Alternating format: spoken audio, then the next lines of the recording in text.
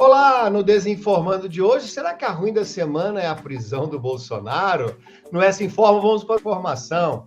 E no Fake hoje, a gente vai ver sobre o mistério das caveiras de cristal. E mais dicas para você. Desinformando entrando agora na rede.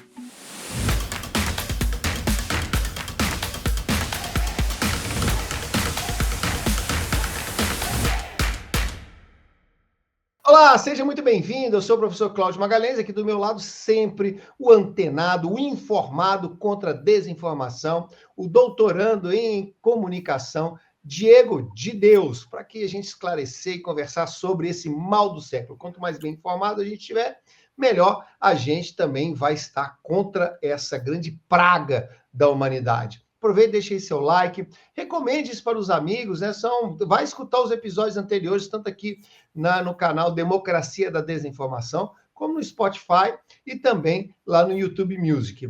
São episódios curtinhos, que a gente vai se divertir, ficar bem informado, para a gente lutar com esse grande mal do século, que é a desinformação. Faça a sua parte, a gente está fazendo a nossa aqui, tá ok? Não vamos perder tempo, vamos para o nosso quadro A Ruim da Semana. Pois é, né, Diego? Não podia deixar de ter alguém que, né, sempre utilizou-se muito da desinformação, agora também está sendo vítima dela também, né? O que você fala aí, o que você percebeu de desinformação sobre a prisão do ex-presidente Jair Bolsonaro? Pois é, professor, uma ótima semana para você e para todos que nos acompanham. Muita coisa circulou desde a semana passada com relação à prisão do Bolsonaro, mas hoje aqui eu dividi duas peças desinformativas, principalmente aquelas que conseguiram ter um alcance maior nas redes sociais. Quando a gente fala de desinformação, a gente sempre precisa falar do alcance social, portanto, da quantidade de pessoas que uma desinformação consegue alcançar, e essas duas se destacaram dentre esses conteúdos, verificações feitas pela agência Aos Fatos, que fez de fato um compilado de todas essas informações falsas envolvendo o ex-presidente Bolsonaro. E ambas utilizando inteligência artificial. Mais uma vez a IA sendo utilizada para criar desinformação. Vamos lembrar, aqui mesmo no Desinformando, a gente já pontuou a possibilidade da IA ser uma grande aliada na verificação de desinformação, né? Mas nesse caso, usando ela como criadora desse tipo de conteúdo. O primeiro conteúdo desinformativo diz respeito a um apoiador do Bolsonaro. A gente não tem um vídeo aqui, mas pela imagem dá para a gente ter uma noção, com a camisa, né, da seleção brasileira, implorando para que o Bolsonaro fosse libertado. Porém, o que mais chamava a atenção nesse vídeo era que ele estava ajoelhado em frente a um policial e o policial estava rindo da cara dele pelos modos que ele estava ali falando e etc. É um vídeo produzido por meio de inteligência artificial. Se a gente observar aqui os dedos da mão do cidadão, eles se entrelaçam de uma maneira bastante bizarra, então é um indício de que é um conteúdo gerado por IA. E existem duas versões desse vídeo. Essa primeira, que tem esse quadro preto bem aqui, que foi justamente um dos vídeos que eu vi e que inclusive foi o que me chamou a atenção. E tem um vídeo original que aqui atrás mostra um prédio, porém esse prédio também está todo deformado. Janelas tortas, portas de cabeça para... Enfim, tá uma bagunça. Então, muito provavelmente, por conta desse erro técnico da IA, eles colocaram esse quadro preto para justamente tampar e diminuir as chances das pessoas conseguirem identificar, né, que é um conteúdo gerado por IA.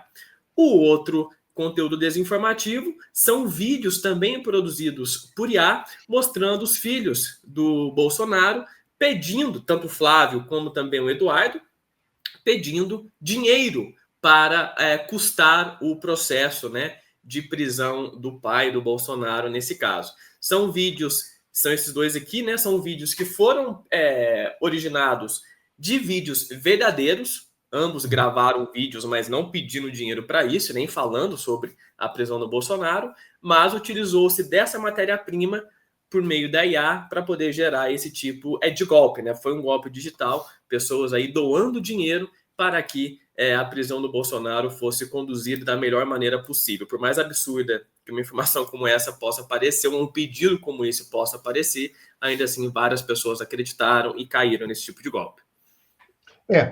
Isso é o que a gente tem sempre falado aqui, né? a prestar atenção um pouco mais sobre essas questões para que a gente possa ficar esperto. Mas nós vamos falar disso no último quadro, que agora vem, a gente sabe que para resolver a questão da desinformação é só com educação. Roda aí o S-Informa.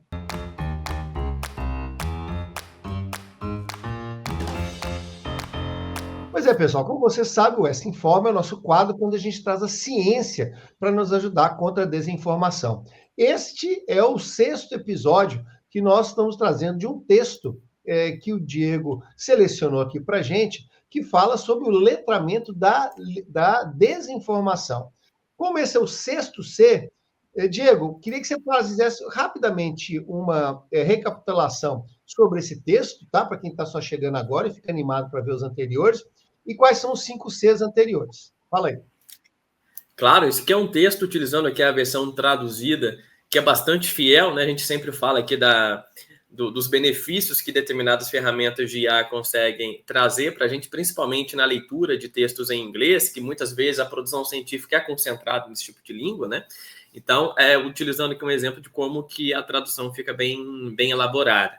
Esse é o texto Repensando a Literacia Midiática, nesse caso, a tradução e alfabetização para combater a desinformação, do Peter Clive-Jones, que é um autor que tem sido um dos pioneiros a defender ou a propor esse conceito de letramento em desinformação para ir além do letramento midiático, que tem as suas limitações. Uma das críticas é justamente a dispersão de foco, quer dizer, você precisa escavar muito para conseguir encontrar a desinformação no fundo da literacia midiática, assumindo que literacia e letramento como sinônimos, né, evidentemente. Então, ele propõe o letramento em desinformação, que seria uma modalidade de letramento midiático, ou seja, práticas específicas para conter a desinformação a partir, né, de abordagens educacionais, pedagógicas, didáticas e assim por diante. Os 6 Cs, né, que o autor coloca, que a gente já trouxe aqui anteriormente, são exatamente esses. O primeiro é o contexto, sempre muito importante a gente contextualizar determinadas informações e desinformações para a gente entender quais são os seus verdadeiros sentidos e significados. A criação, que tem a ver com a visão crítica sobre as motivações que pessoas ou instituições têm para criar informações falsas, informações imprecisas, descontextualizadas, inclusive. E esses 6 Cs, eles estão concatenados, eles estão ligados em alguma medida, né? Porque todos dizem respeito à desinformação. O terceiro C é o conteúdo, entender os principais tipos de conteúdos potencialmente desinformativos, portanto, não são, mas que podem ser, a depender da maneira como esse conteúdo é apresentado. Por exemplo, a diferença entre fato e opinião, que muitas vezes muitas pessoas batem cabeça para conseguir entender, né, essa diferença. A circulação, que tem a ver com o entendimento sobre os modos que a circulação da informação ocorre e principalmente onde os indivíduos se localizam desse processo de circulação de informações e de desinformações. O consumo. E agora, assim, o 5. O quinto que foi o que a gente viu na semana passada, que a principal premissa é aquela, né? Como que nós consumimos criticamente determinadas informações, porque a principal premissa é essa. Muitas pesquisas mostram que as pessoas frequentemente acreditam que a desinformação engana os outros, mas não a si mesmos, né? Uma espécie de autoconfiança sobre as próprias habilidades de conseguir identificar a desinformação, por exemplo. E hoje, o último C é o da consequência, que para mim interessa bastante, principalmente pensando aí nos efeitos práticos da desinformação, das crenças que sustentam a desinformação e assim por diante. As consequências partem principalmente dos modos como a desinformação afeta a sociedade, principalmente como que o comportamento dos indivíduos também incide nesse efeito da desinformação. Ele vai estabelecer aqui 3 maneiras, né, dentro de uma teoria chamada teoria do comportamento planejado, que teria a ver com isso. A primeira frente tem a ver com as atitudes das pessoas em relação ao comportamento percebido, ou seja, uma sociedade mais bem letrada sobre desinformação vai ter um comportamento percebido mais desejável frente à desinformação, né? Portanto, o alcance social também da desinformação vai ser mais limitado à medida em que mais pessoas saberão identificar esse tipo de conteúdo.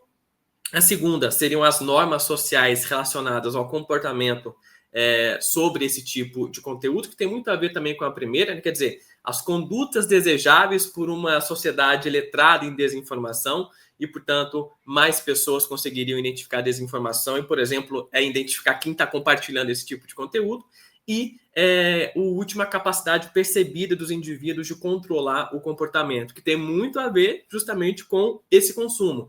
Quer dizer, a autopercepção sobre o comportamento frente à desinformação.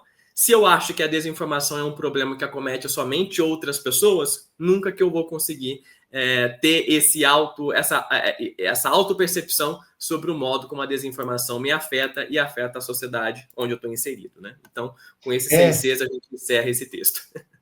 Muito legal. E tá aqui no link, né? Para as pessoas que quiserem pegar o texto. Está em inglês, mas como diz o próprio Diego, quando você coloca para o Google Tradutor, ele traduz muito bem, muito fielmente as conversas, né? Ao que efetivamente ele quer dizer. Vale a pena ler, gente, pensar isso, né? Cada uma desses Cs pode nos ensinar alguma coisa. Eu gostei muito desses 2 últimos, a gente vai tratar disso no próximo quadro, que antes vem o Fake Old.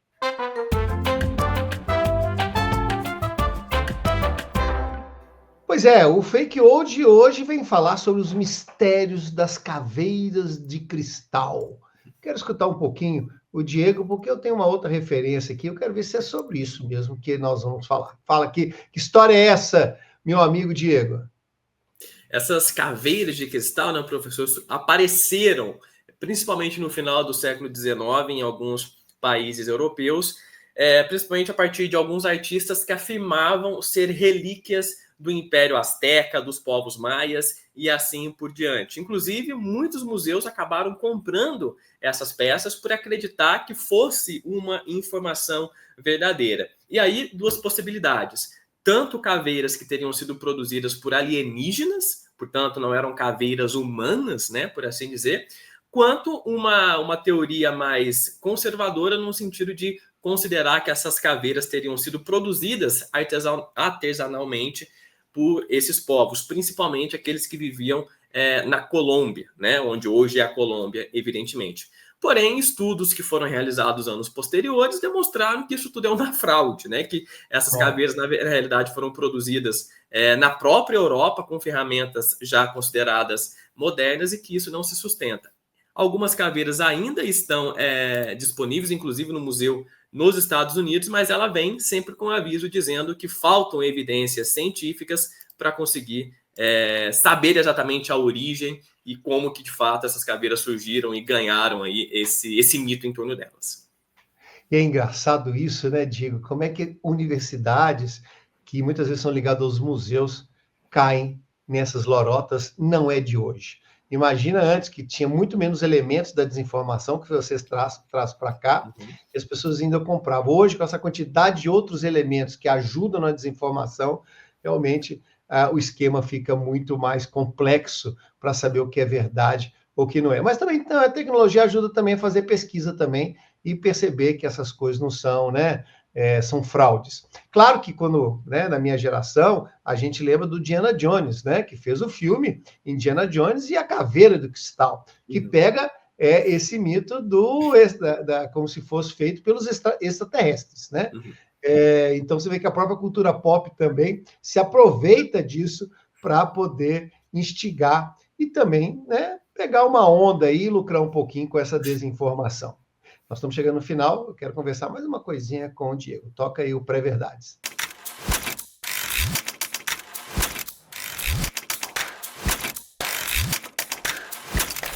Diego, nos 2 últimos Cs, que você fala do consumo e de consequências, e ligando com o primeiro quadro do Ruim da Semana, eu queria que você falasse rapidamente uma dica de como é que as pessoas podem entender a tal da dissonância cognitiva.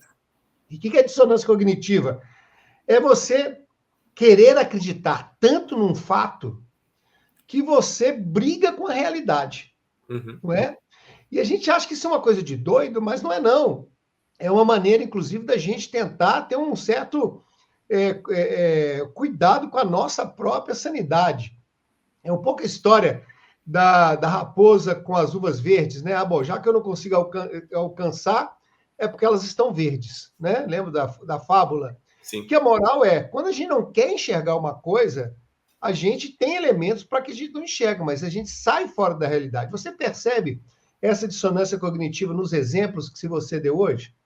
Muito, principalmente no cenário de polarização política e ideológica, onde a desinformação também se faz muito presente e é escalonada num nível que vai muito além do que ambientes que não são dessa maneira, né? Hoje, a desinformação ela tem muito mais um teor político, principalmente no seu ressurgimento contemporâneo nas eleições lá de 2016 com Trump, etc., da maneira como ela passou a fazer parte do repertório político da contemporaneidade, e isso, evidentemente, que vai afetar, vai ter as suas consequências sociais sobre as pessoas, sobre a percepção de realidade que essas pessoas têm, né? Mais uma vez, a desinformação atrelada às crenças. Ela quer acreditar, crença no sentido de acreditar em determinadas informações ou coisas que são.